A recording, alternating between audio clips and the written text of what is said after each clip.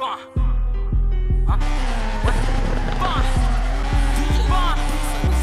got some top from this stripper bitch. She from Kankakee, she just brought a Glock with a ruler clip. Boy, don't play with me, this bitch a hoe. Met her at the store, you know how it go. She wanna smoke, so I bought some dope.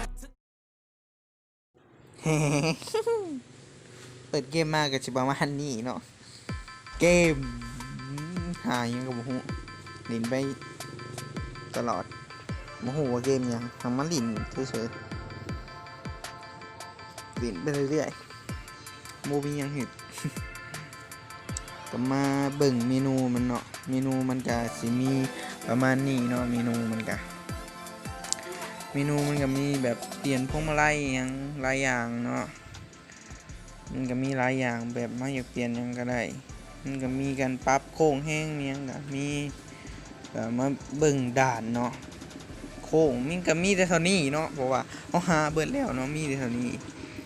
เนาะมาเบิ่งเนาะการขับเมียงขับก็มีเริ่มขับยากจังน้อยหนึ่งเกมมันก็ประมาณนี้แหละครับนะประมาณนี้แหละนี่ Inside the chamber, let us play some Russian.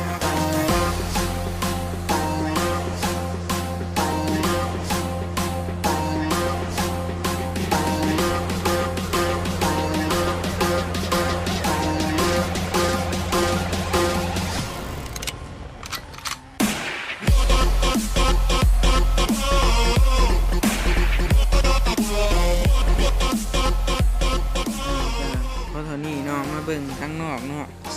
ข้างนอกก็สิมีประมาณนี้เนาะมีการแต่งกันหยังกะประมาณนี้เนาะกะเขาอยากแต่งเขาก็กดเข้าไปในโตโหลดเลยเนาะขอนี่กะอันจบคลิปนี้ก็จะขอกดไลค์กดแชร์กดซับสไครต์ให้เฮาเนาะเพื่อเป็นกำลังใจเนาะในการเฮ็ดคลิปต่อไปเนาะให้ทุกคนเบิ่งเนาะบ๊ายบาย